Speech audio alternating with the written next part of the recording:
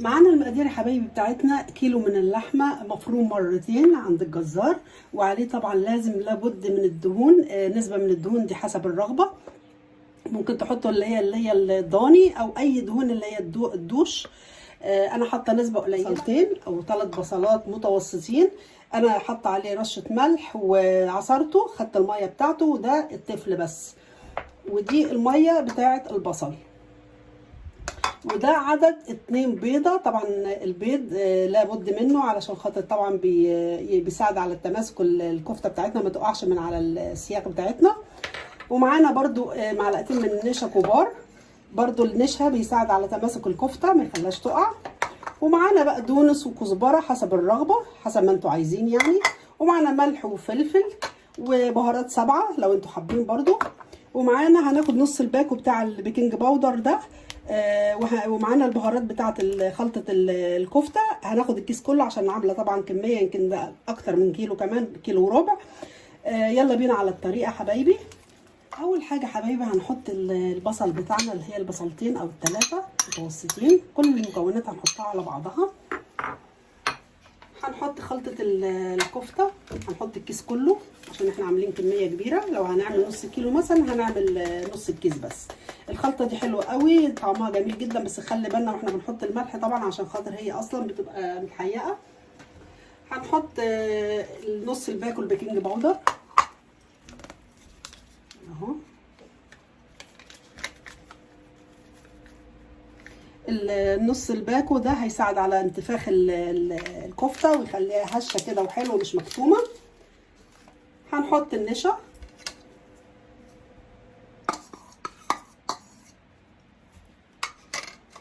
وهنحط حبه فلفل اسمر، حبه كده حلوين، او معلقه او نص معلقه صغيره.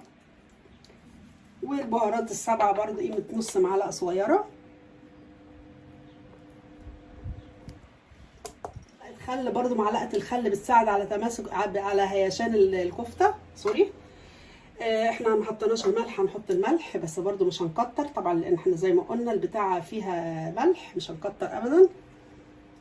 وفي المقادير برضو انا نسيت اقول لكم على معلقه خل، معلقه واحده بس، ما نكترش يا جماعه، برضو بتساعد على هيشان الكفته. الطريقه دي حلوه قوي، انا مجرباها اهي. بس كده كفايه. وما نقلقش طبعا لان احنا البصل بتاعنا عصرين الميه بتاعته، فما تقلقوش، الكفته عمرها ما هتفك وهتبقى يعني هشه ومتماسكه وكل حاجه. دلوقتي عندنا برضو البقدونس والكزبره. لازم البقدونس والكزبره يا جماعه يبقى يعني ما ناخدش الا غير بتاع ده الورق بس. دلوقتي هنعجن فيها لمده لا تقل عن 10 دقايق لحد ما نلاقي الانسجه بتاعه اللحمه بقت عامله زي الخيوط كده. هنفضل نعجن فيها كده او نقلبها مع بعض كويس جدا جدا. انا حبايبي بعد ما عجننا الكفته بتاعتنا زي العجين بالظبط، نفضل ندعك فيها او نعجن فيها لحد ما نلقى الانسجه بتاعه الكفته.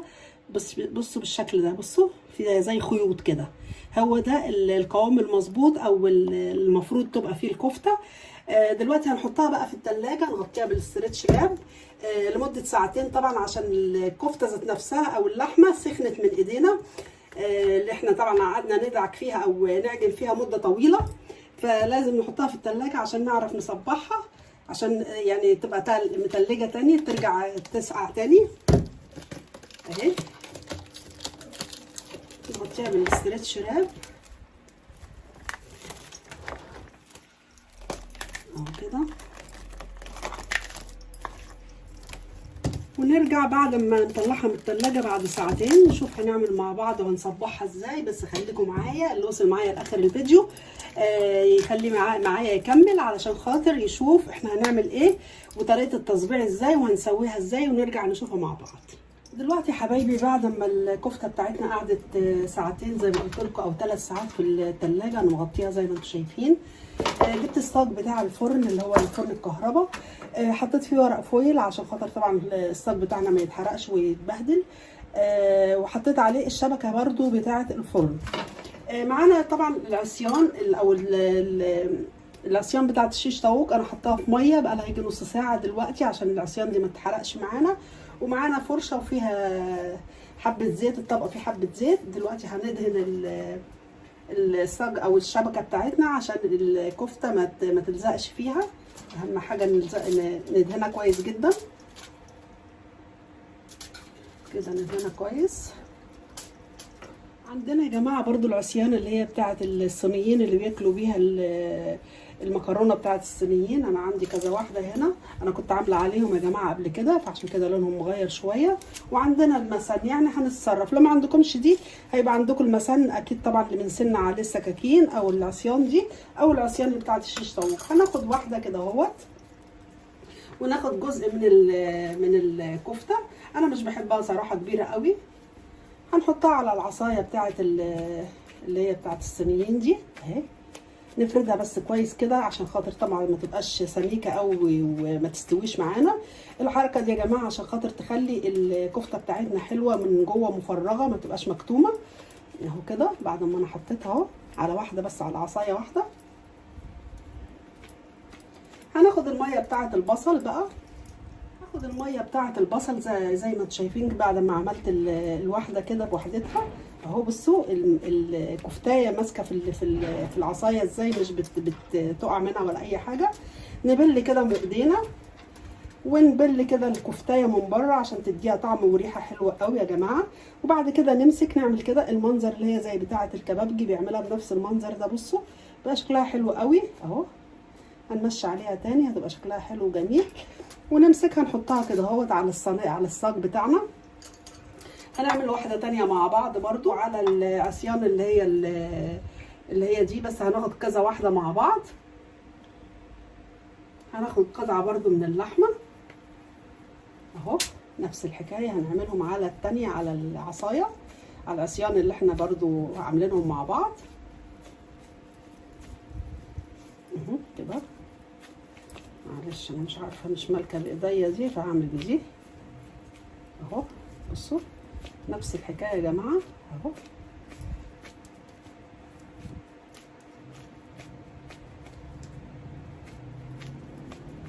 هعوص ايديا برضو بميه البصل، واروح حطاها كده اهي. اقص ايديا واحطها على الكفتايه بس، واعملها برضو نفس الشكل كده اهوت. هتبقى حلوه قوي اهو. حسب بقى اللي عندكم اعملوا بيه، مش هنوقف نفسنا على اي حاجه. هنرصها كده بالمنظر ده برضو اهو. برضو على المسن، بس اهم حاجه المسن يا جماعه نعوصه بالزيت عشان خاطر طبعا ما تلزقش معانا وتطلع معانا بسهوله اهو. هناخد برضو قطعه. انا بوريكم كل الاوبشنات اللي هي ممكن تعملوا بيها، يعني عندكم ده عندكم ده، اعملوا باي حاجه موجوده عندكم اهو. المهم ان هو ايه، الكفتايه ذات نفسها تبقى مفرغه من بره، من جوه اقصد، سوري اهي. نفس الحكايه اهو. بصوا بس حاولوا تفردوها عشان ما تبقاش سميكه زي ما قلت لكم، وتقفلوها كده اهو عشان ما تبقاش مفشوله برضو اهو كده كده اهو.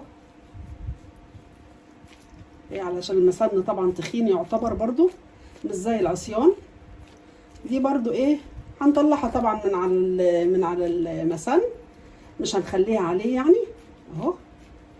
ونعوص ايدينا برضو بالبصل